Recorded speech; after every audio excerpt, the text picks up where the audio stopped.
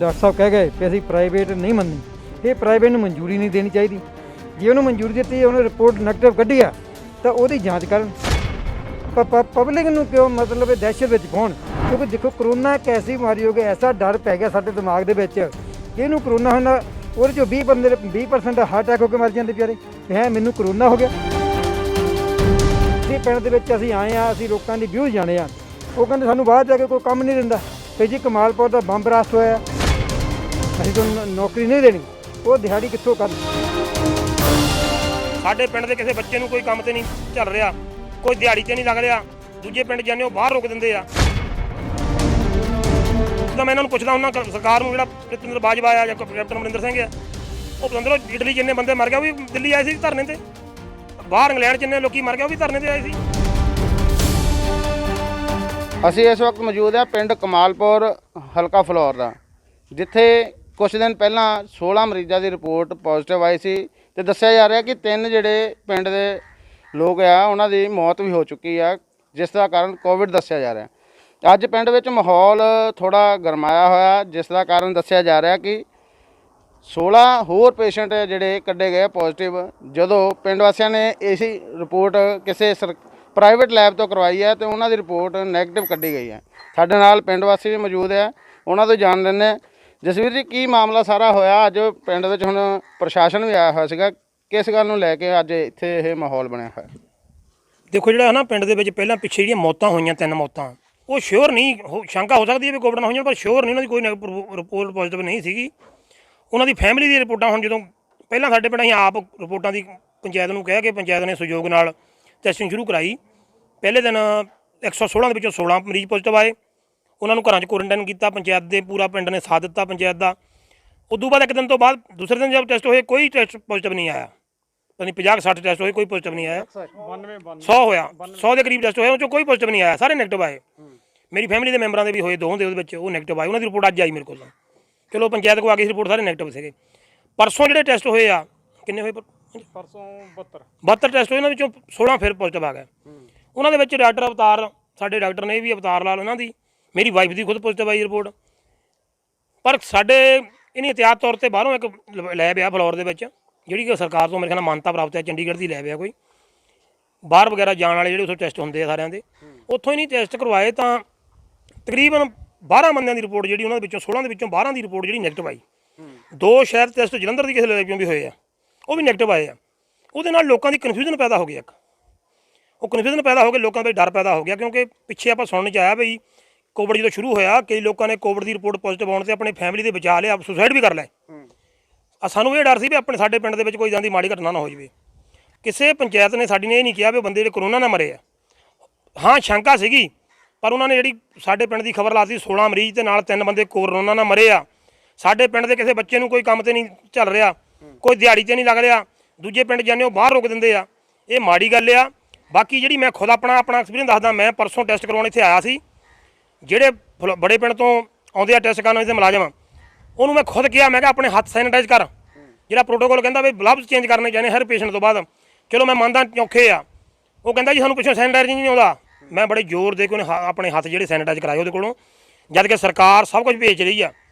ਮੈਂ ਉੱਥੋਂ ਜਾਣਨਾ ਚਾਹੁੰਦਾ ਵੀ ਜੇ ਇੱਕ ਬੰਦੇ ਨੂੰ ਵੀ ਪੋਜ਼ਿਟਿਵ ਹੋਵੇ ਤਾਂ ਸਾਰੇ ਪਿੰਡ ਨੂੰ ਕਰ ਦੇਣਗੇ ਉਹ, ਇੱਕੋ ਹੀ ਗਲਵਜ਼ ਲਾ ਕੇ। ਇੱਕੋ ਹੀ ਬੰਦਾ ਆਪਣੇ ਹੱਥ ਵੀ ਨਹੀਂ ਕਰ ਰਿਹਾ ਸੈਨੀਟਾਈਜ਼। ਇਹ ਗੱਲ ਆ ਵੀ ਜਿਹੜੀਆਂ ਇਹ ਸ਼ੰਕਾ ਪੈਦਾ ਹੋਈ ਆ।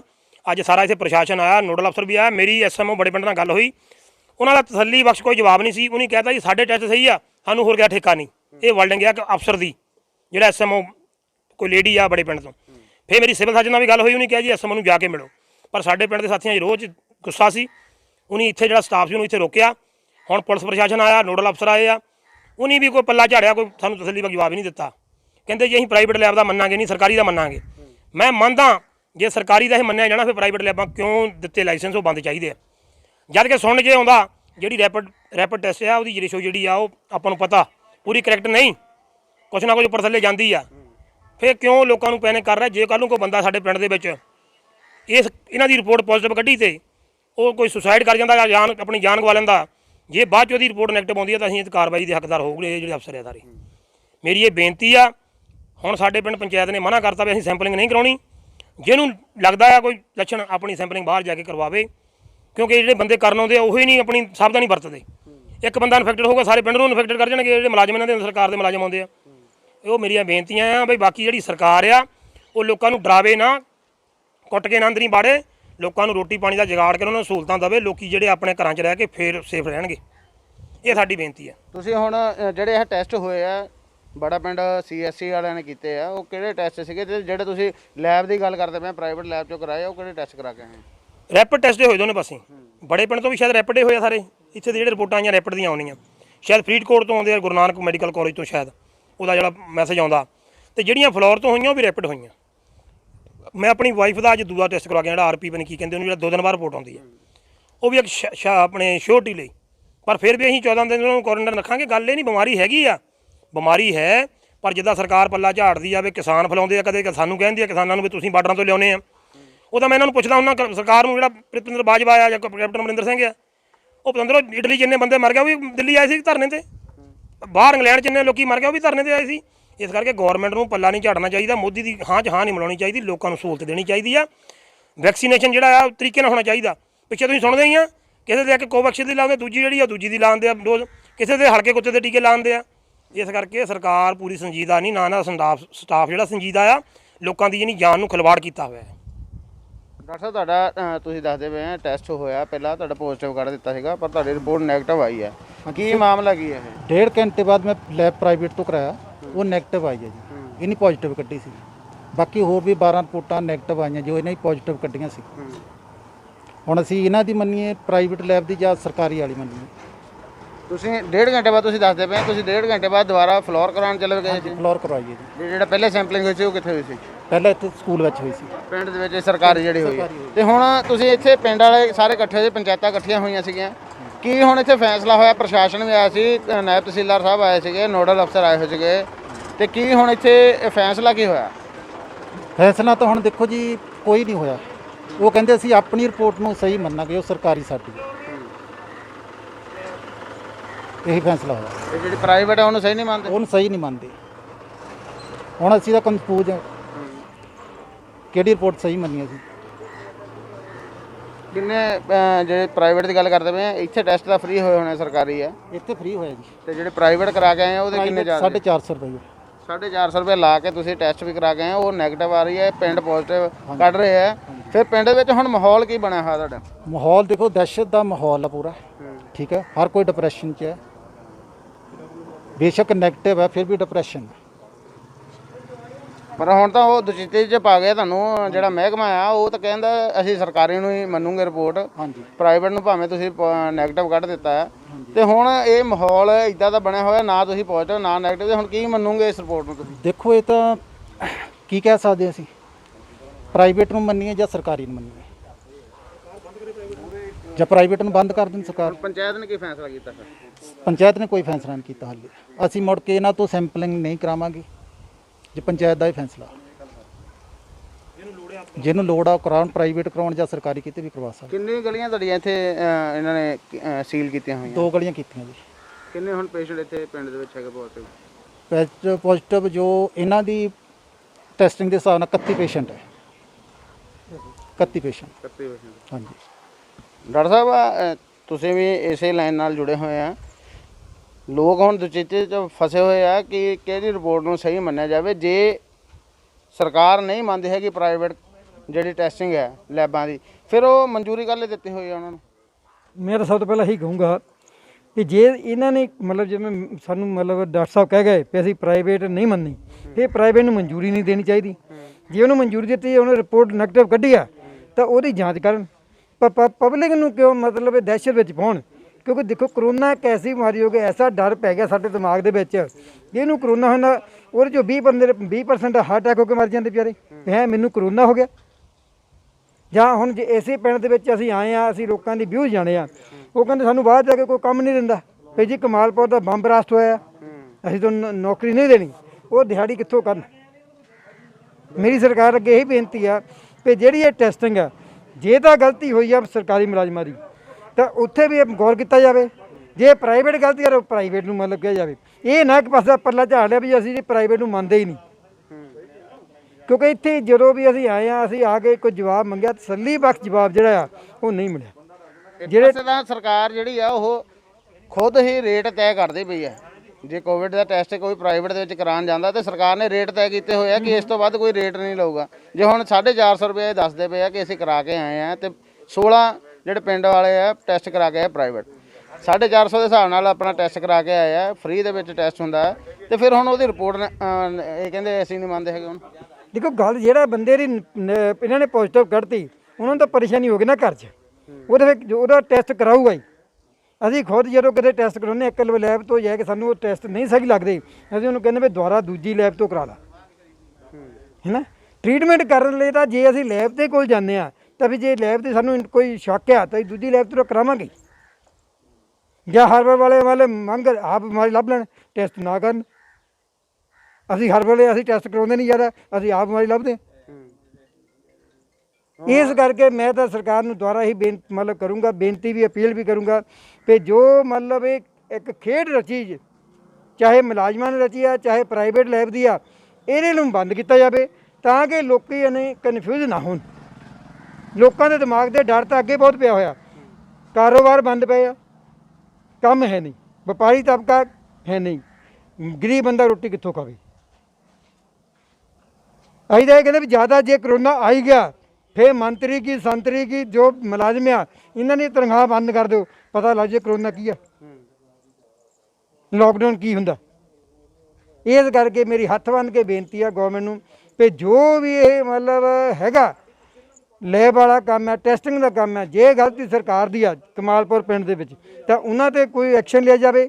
ਜੇ ਪ੍ਰਾਈਵੇਟ ਵਾਲੇ ਦੀ ਗਲਤੀ ਹੈ ਤਾਂ ਪ੍ਰਾਈਵੇਟ 'ਤੇ ਐਕਸ਼ਨ ਲਿਆ ਜਾਵੇ। ਮੈਂ ਇੱਕ ਗੱਲ ਬਿਲਕੁਲ ਕਲੀਅਰ ਕਰ ਦੇਣਾ ਚਾਹੁੰਦਾ ਪ੍ਰੈਸ ਨੂੰ ਕਿ ਪੈਂਡੈਮਿਕ ਐਕਟ ਦੇ ਤਹਿਤ ਜਿਹੜੇ ਟੈਸਟ ਅਸੀਂ ਗਵਰਨਮੈਂਟ ਏਜੰਸੀ ਕਰ ਰਹੀ ਹੈ ਉਹਨੂੰ ਹੀ ਫਾਈਨਲ ਮੰਨਿਆ ਜਾਂਦਾ। ਬਾਕੀ ਜੇ ਕੋਈ ਪ੍ਰਾਈਵੇਟ ਲੈਬ ਉਸ ਪੇਸ਼ੈਂਟ ਦਾ ਟੈਸਟ ਨੈਗੇਟਿਵ ਕਰ ਰਹੀ ਹੈ ਤਾਂ ਉਸ ਨੂੰ ਅਸੀਂ ਫਾਈਨਲ ਨਹੀਂ ਮੰਨਾਂਗੇ, ਉਸ ਲੈਬ ਦੇ ਰਿਜ਼ਲਟ ਨੂੰ ਅਸੀਂ ਫਾਈਨਲ ਰਿਜ਼ਲਟ ਨਹੀਂ ਮੰਨਾਂਗੇ। ਫਾਈਨਲ ਰਿਜ਼ਲਟ ਗਵਰਨਮੈਂਟ ਏਜੰਸੀ ਦਾ ਹੀ ਮੰਨਿਆ ਜਾਏਗਾ। ਸੋ ਇਸ ਦੇ ਤਹਿਤ ਇਸ ਪਿੰਡ ਦੇ ਵਿੱਚ ਲਗਭਗ 30-32 ਲੋਕਾਂ ਦੀ ਜਿਹੜੀ ਪੋਜ਼ਿਟਿਵ ਰਿਪੋਰਟ ਆਈ ਸੀ। ਸੋ ਪੈਂਡੈਮਿਕ ਐਕਟ ਦੇ ਤਹਿਤ ਇਸ ਪਿੰਡ ਦੇ 2 ਏਰੀਆਜ਼ ਨੂੰ ਅਸੀਂ ਕੰਟੇਨਮੈਂਟ ਜ਼ੋਨ ਬਣਾਇਆ ਸੀ। ਸੋ ਉਹ ਕੰਟੇਨਮੈਂਟ ਜ਼ੋਨ ਇਸੇ ਤਰ੍ਹਾਂ ਹੀ ਰਹੇਗਾ, ਚਾਹੇ ਲੋਕਾਂ ਦੀ ਕਿਸੇ ਪ੍ਰਾਈਵੇਟ ਲੈਬ ਨੇ ਰਿਪੋਰਟ ਨੈਗੇਟਿਵ ਕੀਤੀ ਹੈ ਜਾਂ ਨਹੀਂ ਕੀਤੀ। ਇਹ ਕਦੋਂ ਦੀ ਡਾਕਟਰ ਸਾਹਿਬ ਰਿਪੋਰਟ ਤੁਸੀਂ ਦੱਸਦੇ ਪਏ, ਜਿਹੜੇ 16 ਪਹਿਲਾਂ ਆਏ ਸੀਗੇ ਤੇ 30 ਬੰਦੇ ਦੇ ਤੁਸੀਂ ਹੋਰ ਦੱਸਦੇ ਪਏ, ਇਹ ਕਦੋਂ ਦੀ ਰਿਪੋਰਟ ਹੈ?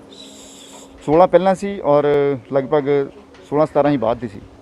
ਜਿਹੜੇ ਬਾਅਦ ਵਾਲੇ ਟੈਸਟ ਸੀ ਉਹ ਅਸੀਂ ਰੈਪਿਡ ਟੈਸਟ ਦੇ ਦੁਆਰਾ ਮੈਥਡ ਨਾਲ ਕੀਤੇ ਸੀ। ਸੋ ਇਹ ਕਰੀਬ 3-4 ਦਿਨ ਪਹਿਲਾਂ ਦੀ ਗੱਲ ਹੈ। ਫਿਰ ਜੇ ਤੁਸੀਂ ਕਹਿੰਦੇ ਪਏ ਪ੍ਰਾਈਵੇਟ ਲੈਬ ਦੇ ਰਿਪੋਰਟ ਤੁਸੀਂ ਨਹੀਂ ਮੰਨਦੇ ਹੈਗੇ, ਫਿਰ ਉਹ ਜੇ ਉਹ ਰਿਪੋਰਟ ਗਲਤ ਕਰਦੇ ਪਏ ਫਿਰ ਉੱਤੇ ਕੀ ਐਕਸ਼ਨ ਕਰ ਰਹੇ ਪਏ? ਅਸੀਂ ਹੁਣ ਉਸ ਜਿਹੜੇ ਲੈਬ ਦਾ ਮਾਲਕ ਹੈ ਉਹਨੂੰ ਅਸੀਂ ਮੰਡੇ ਨੂੰ ਸਿਵਲ ਹਸਪੀਟਲ ਬੜਾ ਪਿੰਡ ਵਿਖੇ ਬੁਲਾਵਾਂਗੇ। ਅਸੀਂ ਉਸਦੇ ਜੋ ਟੈਸਟ ਕਰਨ ਦੇ ਉਹਦੇ ਕੋਲ ਜੋ ਲਾਇਸੈਂਸ ਹੈ ਉਹਨੂੰ ਚੈੱਕ ਕਰਾਂਗੇ ਤੇ ਫਿਰ ਉਸ ਤੋਂ ਬਾਅਦ ਹੀ ਕੁਝ ਫੈਸਲਾ ਕੀਤਾ ਜਾ ਸਕਦਾ। ਕਿਹੜੇ ਲੈਬ ਦੀ ਇਹ ਰਿਪੋਰਟਾਂ? ਇਹ ਵੈਰਾਈਟੋ ਲੈਬ ਹੈ ਕੋਈ ਫਿਲੌਰ ਦੀ, ਉਸ ਤੇ ਦੱਸਿਆ ਜਾਂਦਾ ਮਾਮਲਾ। ਫਿਰ ਹੁਣ ਇਹ ਤਾਂ ਜੀ ਪਿੰਡਾਂ ਦੇ ਵਿੱਚ ਜਾਂ ਸ਼ਹਿਰਾਂ ਦੇ ਵਿੱਚ ਜਿਹਨਾਂ ਦੇ ਇੱਦਾਂ ਦੀ ਰਿਪੋਰਟਸ ਹੁਣ ਆ ਰਹੀਆਂ ਆ, ਇਹ ਤਾਂ ਮਾਹੌਲ ਖਰਾਬ ਕਰਨ ਵਾਲਾ ਇੱਕ ਤਰ੍ਹਾਂ ਦਾ ਬਣਦਾ ਪਿਆ ਜੀ ਇਸ਼ੂ। ਕਿ ਇਸ ਤੋਂ ਪਹਿਲਾਂ ਜਿੱਦਾਂ ਹੁਣ ਇਸ ਪਿੰਡ ਦਾ ਮਸਲਾ ਦਾ ਪਿੰਡ ਵਾਸੀਆਂ ਨੇ ਚੱਕ ਲਿਆ, ਜੇ ਕਿਤੇ ਹੋਰ ਪਿੰਡਾਂ ਦੇ ਵਿੱਚ ਇੱਦਾਂ ਦੀ ਰਿਪੋਰਟ ਕੀਤੀਆਂ ਹੋਣ ਉਹਨੇ ਤੇ ਫਿਰ ਪ੍ਰਸ਼ਾਸਨ ਨੇ ਪਹਿਲਾਂ ਕੀ ਚੈਕਿੰਗ ਕੀਤੀ ਹੈ?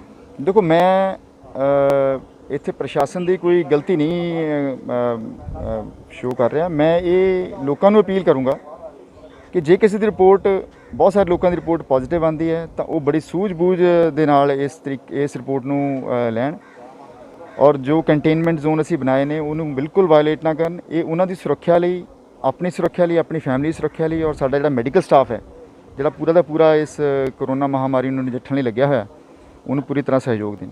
ਫਿਰ ਹੁਣ ਅੱਜ ਪਿੰਡ ਵਿੱਚ ਤੁਸੀਂ ਪੰਚਾਇਤ ਨਾਲ ਜਾਂ ਪਿੰਡ ਵਾਸੀਆਂ ਨਾਲ ਗੱਲਬਾਤ ਕੀਤੀ ਹੈ, ਕੀ ਇਹਨਾਂ ਨੂੰ ਭਰੋਸਾ ਦਿੱਤਾ ਤੇ ਕੀ ਯਕੀਨ ਦਿਵਾ ਕੇ ਚੱਲੇ?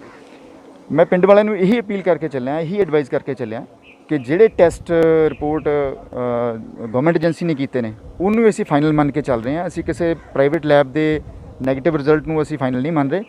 ਸੋ ਇੱਥੇ ਪਿੰਡ ਦੇ ਵਿੱਚ 2 ਗਲੀਆਂ ਨੂੰ ਅਸੀਂ ਮਾਈਕਰੋ ਕੰਟੇਨਮੈਂਟ ਜ਼ੋਨ ਦੇ ਵਿੱਚ ਰੱਖਿਆ ਸੀ।